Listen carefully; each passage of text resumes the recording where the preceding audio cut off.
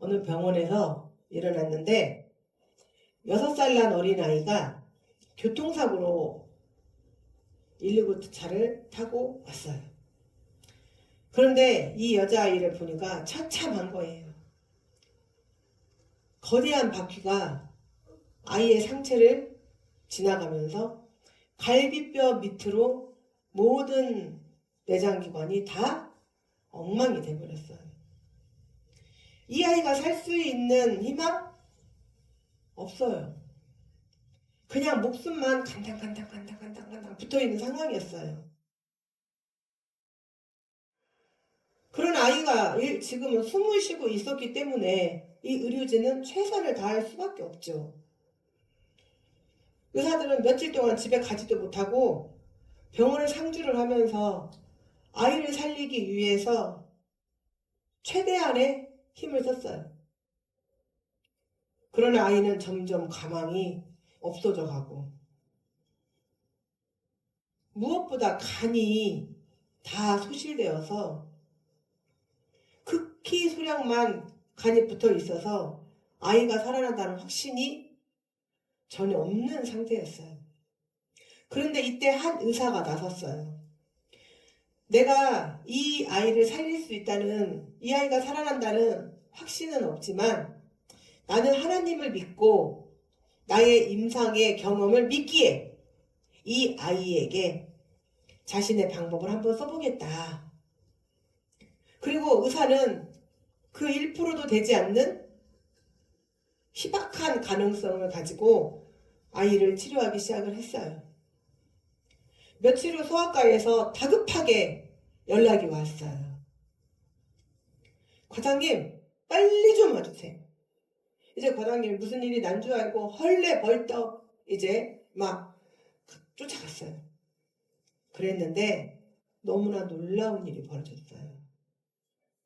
아이의 간이 점점 자라고 아이가 살아나고 있었던 거예요. 기적처럼 아이의 모든 장기는 조금씩 회복되기 시작을 했고 마침내 건강을 되찾았어요. 이 이야기는 비타민 메가도스로 너무나 유명한 이왕재 박사의 딸이 교통사고 당했던 실제 이야기예요. 사랑하는 성산주 열방 배성자 여러분, 여러분들은 과연 몇 프로의 확신이 있을 때 일을 시작하십니까? 세상의 일이건 하나님의 일이건. 하나님께서 기드온으로 하여금 바알과 아사라를 다 때려 부시게 하셨죠. 그래서 하나님께서 저번 주에 그렇게 말씀하셨어요. 다 부셔라. 네 안에 있는 바알이 무엇이든 다 부셔라. 너부터 부셔라. 그리고 이제 기드온은 다 때려 부셨어요. 그리고 이제 하나님의 택한 자로 부르심을 받게 하셨는데 그러면 어떻게 해야 돼요? 그때부터? 아니 하나님의 택한 자가 딱 자리 잡고 이러고 있는데 그러면 쳐들어와야 돼? 안 쳐들어와야 돼요? 이제 안 쳐들어야죠. 그렇지 않아요? 우리가 교회 다니면 돈도 잘 벌고 아무 일도 없고 건강하게 오로지 해피 그렇게 가야 되는 거 아니에요? 네. 그런데 그렇지 않잖아요.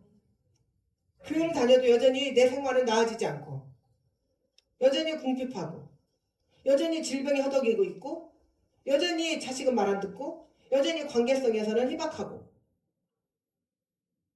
마찬가지로 하나님께서 택하셔서 기드온을 세우셨는데도 이 미디안 또 아말렉 동방 사람들이 이번에는 아예 연합군을 형성해서 마치 비웃듯이 대규모 병력으로 이스라엘을 침공하였어요. 이들은 요단을 건너서 이스라엘. 자, 이스라엘은 어디냐면 자, 보세요. 이스라엘 지도 보세요. 자, 이게 뭐라고 그랬죠, 제가? 갈릴리. 아, 이제 잘하시네요. 그럼 여기는 뭐예요? 사해. 아, 이제 이스라엘 제사에 오셨어. 그럼 여기는 예루살렘이에요. 여기 배꼽이 예루살렘이에요. 자, 그러면 여기에서 갈릴리에서 요 정도만큼 여기 이 정도만큼이 이스라엘이에요. 그러면 깊숙이 침투했어요. 언저리에 머물렀어요. 그쵸. 바로 그거예요. 이 이스라엘까지 침투했다는 것은 결국에는 이제 이스라엘의 전략적 요충지까지 미디안군이 점령을 했다는 거예요. 내가 아무리 교회를 다녀도 하나님 앞에 바로 서려고 해도 마귀는 끊임없이 나를 잡고 가는 게 뭐죠? 우리의 중심, 헐트, 마음을 잡고 가요. 마음을. 그리고 또 나의 명령기관, 생각을 잡고 가요. 그래서 자꾸 나로 교회하고 멀어지게 만들고 하나님과 멀어지게 만들고, 그리고 내가 별로 교회에서 할 일도 없는 것 같고. 바로 이 이스라엘은 팔레스타인에서 가장 비옥한 지역 가운데 하나로 이스라엘의 전략적 요충지였어요. 그런데 여기까지 침입을 했다는 것은 이스라엘을 통째로 뿌리째 잡아먹겠다는 거예요. 지금 어떤 놈들하고 똑같아요? 신천지하고 똑같아요. 걔네들이 1970년대 80년대 했던 것이 바로 산 옮기기 작전이었어요. 그래서 뿌리째 교회를 흔들고 뽑아먹는 것처럼 이 이스라엘도 쫓아와서 그렇게 이스라엘을 통째로 뿌리째 뽑아먹겠다고 지금 연합군 형성해서 왔다 이 말이에요. 이처럼 새 종족이 연합하여 형성한 대규모의 병력 앞에 이스라엘 백성들은 어땠을까요? 어땠을까요? 두려움으로 떨었겠죠. 자, 그렇다면 이때에 기드온의 마음은 어땠을까요? 자, 와닿지가 않으시죠? 와닿지가 않으시죠? 자, 우리가 일사후퇴를 왜 했어요? 일사후퇴를 왜 했어요? 왜? 어떻게 해서 저들어왔어요? 새까맣게. 네, 새까맣게. 우리가 일사후퇴는 우리가 이미 올라갔잖아요. 북한까지 밀고. 그런데 1월 4일날 중공군들이 꽹가리 메고 새까맣게 내려오니까 두려워요, 안 두려워요? 싸울 엄두가 나요, 안 나요? 안 나죠. 그러니까 어떻게 후퇴 어디까지? 부산까지 갔잖아요. 자, 마찬가지라고요. 기드온도 아니 미디안만도 아니고, 자, 그럼 미디안은 어떤 인간들이라고 했어요? 호전적이고 뭘로 살아가요? 싸워서 약탈하고 남의 거 도둑질하고 그래서 살아가고 있어요. 물론 미디안 사람들이 다 그런 건 아니에요. 미디안에도 또 종족들이 또 퍼져 있어요. 그런데 이스라엘을 계속 공격하는 미디안 종족들은 그랬다 이 말이에요. 이스라엘도 지금 방어 능력이 아예 없어요. 지금 이런 상황에 맞아야 돼요. 근데 이때에 이런 상황에 하나님께서 기드온을 야, 네가 대장이야. 나가 싸워. 과연 누가 잔다르크도 아닌데 나를 따르라 그러고 나가겠냐고요. 그 상황에. 그래요, 안 그래요? 그렇죠. 자, 이런 상황에 기드온은 하나님께서 여호와의 능력이 함께 하신다고 했지만 새카맣다고요. 어떻게 감당할 여력이 안 난다고요. 그래서 하나님께 함께 하신다는 확신이 필요했어요. 그때 누가 왔어요? 여호와의 사자가 오셨잖아요. 와가지고 뭐래요? 기드온아, 너를 내가 택하여 내가 너를 장군으로 삼겠다. 그래서 그러면 조금만 기다려주세요. 제가 이게 꿈인지 생신지, 이게 진짜인지 아닌지, 환상인지 현실인지 제가 파악을 좀 해야겠습니다. 좀 기다려주세요. 제가 예물을 좀 드릴게요. 그랬더니 그래. 그랬더니 또 고기를 해서 국이랑 저기랑 막 뭐예요, 또 전병을 만들어서 갖고 왔어요. 그리고 갖고 왔더니 또 고기 위에다 국물을 부으래요. 그래서 또 국물을 부었어요. 그랬더니 사자가 어떻게 했어요? 지팡이를 딱 대니까 거기서 불이 팍 치솟았어요. 어떻게 더 보여줘야 돼요? 그쵸? 어떻게 더 보여줘야 돼요? 그런데도 확신이 안 서. 그래서 이번에는 뭐라고 하냐면, 하나님 용서하여 주소서. 제가 확신이 안 섭니다. 한 번만 저한테 더 확신을 줄 수 있도록 제가 해달라는 대로 한번 해줘 보세요. 그래라. 어떻게 해줄까? 제가 양털 한 뭉치를 이만큼을 마당에다 놓을게요. 그러면 마당에 이슬은 없는데 양털에만 이슬이 맺힐 수 있도록 한번 해줘 보세요. 그래. 다음날 아침에 일어나서 갔어요. 보니까 양털만 젖어 있고 똑같이 이슬이 내렸는데 그럴 수 있어요, 없어요? 없잖아요. 근데 옆에 땅은 싹 말랐어요. 그래서 양털을 잡으니까 물이 물컹해요. 짜니까 물이 주르륵 나오는 거예요. 그래도 확신이 안 서. 그러니까 어떻게 해요? 하나님 한 번만 더 제가 하겠습니다. 그래라. 이번에는 반대로 양털은 절대로 이슬이 묻으면 안 되고 옆에 마당에만 물이 이슬이 있게 해주세요. 자, 다음날 아침이 됐어요. 가서 봤더니 양털은 정말 수분이라고는 아무것도 없어요. 어제 완전히 뽀송뽀송하게 말라있고 뭐만 땅에만 물이 흥건하게 촉촉하게 젖어 있는 거예요. 기드온이 하나님에게 이렇게 요청했던 것은 하나님의 뜻을 알고도 자신이 진짜 하나님의 뜻 안에 서 있는가, 또 믿고 싶은데 믿고 싶지만 못 믿겠는 마음, 신뢰하고 싶은데 너무 부족한 자신의 부족함을 드러내는 기도였어요. 우리도 때로는 그러잖아요. 하나님 믿고 싶어요. 그런데 내 현실은 암담해. 내 현실은 앞이 안 보여. 교회는 가면 목사님은 희망이 있다. 앞으로 하나님께서 너를 잘하게 하시겠다. 하나님께서 당신을 잘 되게 하시겠다. 희망을 주고 목사님 말씀을 들으면 또 말씀을 읽으면 뭔가 희망이 있을 것 같아. 하루가 가고 한 달이 가고 아무리 가도 별로 크게 나아지는 건 없어. 그러면 점점 확신이 없어지고 믿음이 약해지고 신앙이 흔들려요. 그런데 하나님은 이런 기드온에게 이 믿음 없는 녀석아, 내가 너한테 몇 번 보여줬니? 하셨어요, 안 하셨어요? 안 하셨어요. 그리고 책망하지 않으셔요. 오히려 그 마음을 다 받아주세요. 왜냐하면 왜 그랬을까요? 하나님은 기드온의 완전한 믿음을 원하신 게 아니에요. 완전한 믿음을 원하신 게 아니라 확신은 부족할지라도 하나님을 믿으려고 하는 그의 그 진심, 하나님을 믿으려고 하는 마음이 없었으면 양털 갖고 시험을 했을까요, 안 했을까요? 안 했어요. 우리가 하나님을 믿으려고 하는 확신이 없었으면 일단은 교회 왔을까, 안 왔을까요? 안 왔어요. 그래도 하나님을 믿으려고 하는 그 마음이 있었기 때문에 교회에 왔단 말이죠. 어쩌면 기드온의 이 양털 실험은 믿음이 없음의 상징으로 보여질 수도 있어요. 그러나 신학자 월터 브루그만이 이렇게 말했어요.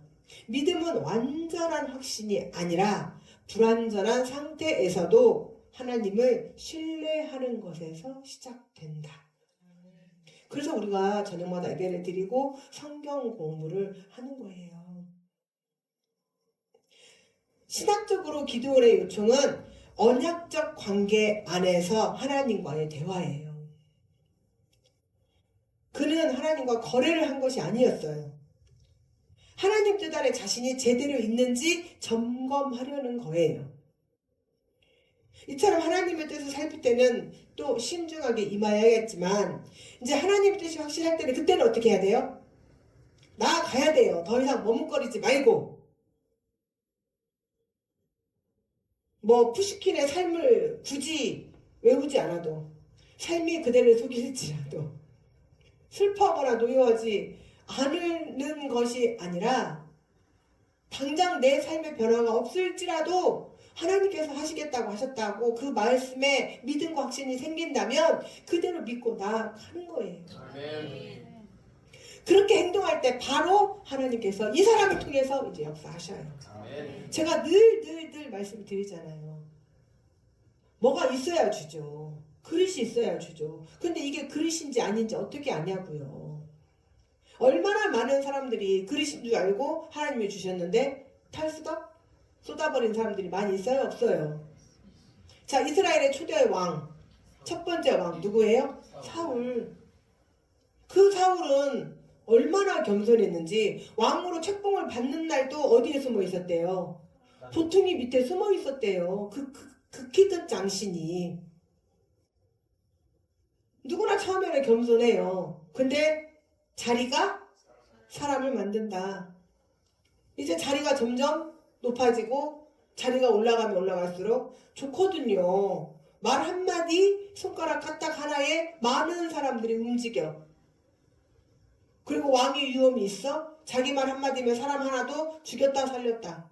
그러니까 그 자리를 뺏기고 싶지 않은 거예요. 결국에 겸손이 악한 교만으로. 그리고 그 착했던 인정 있던 마음이 이제는 완전 인정머리 없는 극악무도함으로. 그렇게 변했죠? 그러니 자기 아들이자 사위인 다윗을 죽이러 다녔죠. 10년 동안 쫓아다니면서. 우리는 언제 변할지 모르는 얄팍한 인간이에요. 저는 절대 변하지 않아요. 아니 네가 더 위험해요. 왜냐? 우리는 장담할 수 없거든요. 마귀가 한번 흔들어버리면 그 어떤 누구도 다 움직일 수밖에 없어요. 그래서 우리는 성령님 제가 변하지 않도록 도와주세요. 그렇게 기도를 해야 돼요. 그렇기 때문에 그러신 거 아닌가 흔들어 봐야 돼요? 안 흔들어 봐야 돼요? 제가 책 이야기 많이 하잖아요. 이게 그냥 눈으로 보면 알곡인지 꺼죽인지 알아요? 몰라요? 알아요? 몰라요. 그냥 보면 몰라요. 그럼 어떻게 해야 돼요?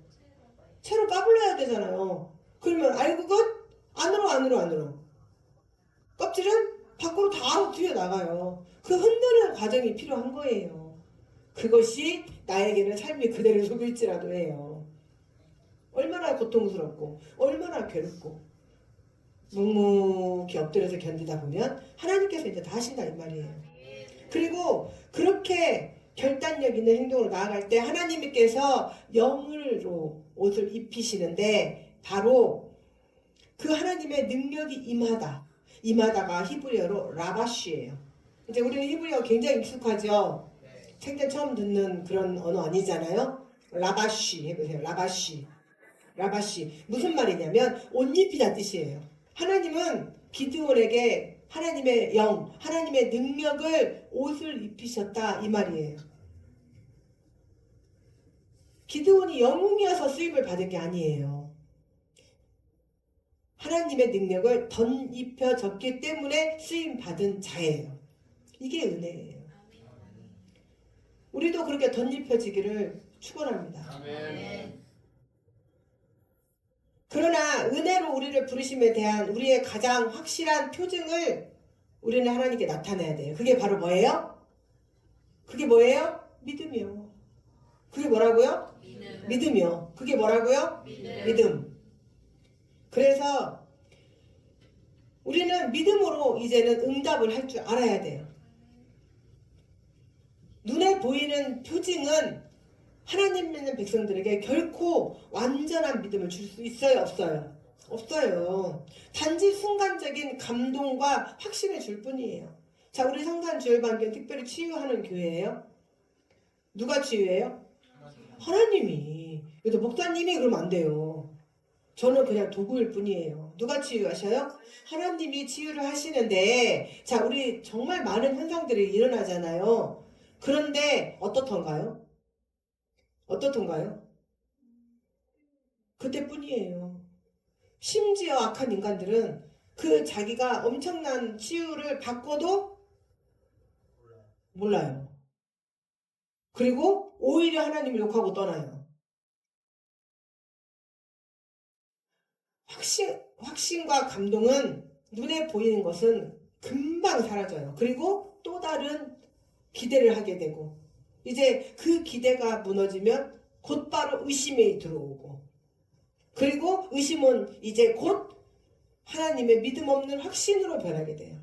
하나님을 믿는 확신으로 가야 되는데 하나님을 못 믿는 확신으로 가요.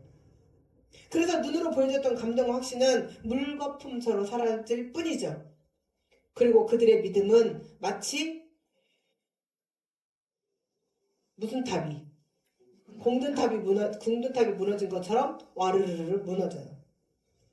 출애굽했던 이스라엘 백성들을 보세요. 무려 그들은 몇 가지 재앙을 봤어요? 10가지 재앙을 봤어요. 그럼에도 불구하고 무슨 일만 있으면 뭐 했어요? 불평불만. 그들은 하나님께서 그들에게 약속하셨던 축복을 맛보지 못했어요. 뭐가 없었기 때문에? 믿음이 하나님을 향한 확신이 없었기 때문에. 그러면 결국 그들은 어떻게 됐어요? 광야에서. 그들이 불평불만으로 또 하나님을 원망하고 그리고 모세를 향해서 삿대질하고 죽일 듯이 달라들고 누가 다 기억하셨더라? 하나님이 다 기억하셨다가 이제 하나님께서 몇 세 이하 만 18세 이하 그리고 여호수아와 갈렙 두 사람만 빼고 나머지는 들어간다 못 들어간다? 못 들어갔어요. 그랬는데 이제 가나안 땅 입구까지 왔는데도 불구하고 그때까지도 안 죽어지는 사람들이 있었어요. 하나님 어떻게 하셨죠? 그들을 장막에 손을 들어 그들을 장막에 있는 자들을 치셨다고 하셨어요. 그래서 다 죽었다고 하셨어요. 이런 말씀들이 무서워야 돼요. 하나님은 그저 사랑의 하나님, 인애의 하나님이 아니라 나의 모든 행동을 기억하시는 하나님이시구나. 그래서 모두 광야에서 비참한 최후를 맞을 수밖에 없었죠. 이처럼 눈에 보이는 표징은 진정한 표징이라고 할 수가 없어요. 오직 뭐만이? 믿음만이. 오직 뭐만이? 믿음만이. 그 어떤 상황과 형편 속에서도 흔들리지 않는 완전한 확신을 주고 그 확신으로 인해서 구원에 이르게 할 수가 있어요. 예수 그리스도의 제자였던 누가? 도마가 예수님께 물어봤어요. 나는 알 수가 없습니다. 믿을 수가 없습니다. 그러니까 예수님께서 옆구리 만져봐라. 내 손에 찔린 이 못자국에 손을 넣어봐라. 그러면서 하신 말씀이 너는 나를 본 거로 믿느냐? 보지 않고 믿는 자는 더 복되도다. 또 히브리 말씀에는 믿음은 바라는 것들의 실상이요 보지 못하는 것들의 증거라고 말씀을 하셨어요. 사랑하는 성찬 주일학교 성도 여러분, 우리는 언제나 눈에 보이는 표징이 아니라 그 어떤 상황 속에서도 흔들리지 않고 하나님을 신뢰할 수 있는 진실한 믿음을 구해야 합니다.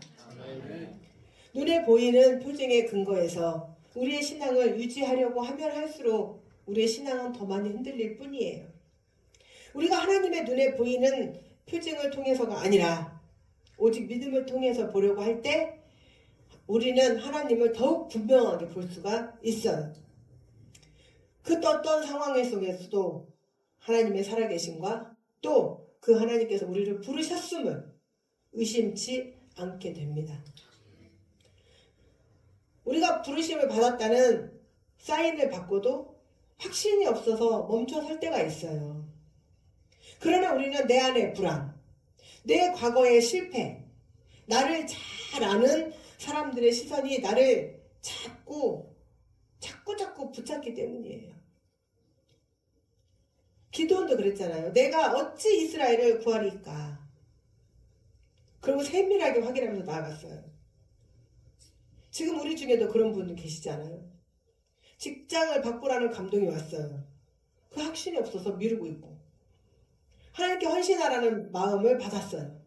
그런데 자신이 없어서 멈춰서 목사님이 전도하라고 그래서 마음은 전도하러 가고 싶은데 가서 뭐라고 말을 할지 자신이 없어. 두려워. 낯선 사람을 만난다는 게. 그러나 하나님은 확신이 없어도 하나님을 신뢰하고 믿음으로 나아가는 자에게 네가 무슨 말을 할 것인지 생각하지 말라고 하시잖아요. 우리는 이렇게 고백해야 합니다. 주님, 확신이 없습니다. 하지만 묻고 또 묻겠습니다. 주님이 저를 덧입혀 주신다면 제가 한 걸음 나아가겠습니다. 아멘. 기드온이 마지막으로 무기를 들 때는 확신이 100%여서가 아니었어요. 여전히 부족하고 여전히 자신이 없었어요. 그러나 하나님의 인도하심이 충분하다는 신뢰의 그 믿음, 하나님 나와 함께 하신다는 믿음, 우리도 마찬가지예요. 하나님은 우리가 완벽하게 준비된 상태를 원하시는 게 아니에요. 불완전하고 여리지만 그러면 하나님은 우리에게 담대하게 하시고 우리를 당당하게 하시고 우리를 튼튼하게 만들어 놓으셔요. 아멘. 오히려 확신은 없어도 우리가 신뢰하고 순종하고 한 걸음 내딛는 자를 하나님은 축복하시고 능력을 더 입혀주신다, 이 말씀입니다. 그래서 우리는 오늘 이 자리에 이렇게 고백하기를 원합니다. 하나님, 오늘 또 확신은 없지만 주님은 저는 신뢰하심을 신뢰하며 걷겠습니다. 그리고 한 걸음 한 걸음 주님의 인도하심을 따라 순종하면서 살겠습니다. 이 믿음의 걸음 위에 하나님은 반드시 역사하십니다. 그리고 여러분들이 말 한마디 한마디 하실 때마다 이제는 그동안 나의 관습, 나의 습관적으로 하셨던 말씀들을 이제는 바꾸셔야 돼요. 어떤 분은 이런 분들이 있어요. 나는 제순머리가 없어. 그럼 넌 제순머리가 없어요, 이제. 왜 그런 말을 하시나 모르겠어요. 왜 자기 입으로 자기가 스스로 제순머리가 없다라고 말씀을 하시는 거예요. 자기를 가둬버려요. 그럼 재수 없어요. 이런 것들이 우리 교회 안에서 없어져야 돼요, 이제. 또 뭐 할 때 미신적인 것들 있잖아요. 미신적인 것들. 에이, 그래도 하지 말라고 하니까 안 하는 게 좋은 거예요. 이런 것도 다 영적인 거야. 다 마귀예요. 하시면 안 돼요. 말씀하시면 안 돼요. 그리고 무시하셔야 돼요. 성경에 나와 있어요? 능소와 집안에서 기르면 일이 꼬인다, 성경에 나와 있어요. 남자들 군대 갈 때 여자친구 신발 사주면은 신발 고무신 거꾸로 신고 간다는 뭐 있어요? 성경에 나와 있어요? 아무것도 없잖아요. 성경에 없는 말은 하시면 안 돼요. 자꾸 말씀을 좀 바꾸셔야 돼요. 부정적인 말씀을 일절 하시면 안 돼요. 긍정적인 말씀을 하셔야 돼요. 그리고 교회 안에서 성경에 입각해서 되는 말만 하고 성경에 입각해서 안 되는 말 하시면 안 돼요. 우리가 얼마나 잘못된 관습과 그릇된 속에서 살고 있었던지. 그래서 우리는 이제는 주님 앞에 결단하고 나가야 합니다. 그래서 더 이상 머뭇거리지 말고 또 확신 없어도 괜찮아요. 그냥 신실하심만 믿고 나가면 돼요. 믿음만 있으면 돼요. 그래서 우리는 이 자리에 믿음으로 반응합니다. 그리고 하나님 앞에 말합니다. 저는 부족합니다. 그러나 주님이 덧입히신다면 한 걸음 나아가겠습니다. 이 고백이 오늘 우리 예배가 되기를 원합니다. 그리고 주님의 옷자를 잡고 힘차게 나아갑시다.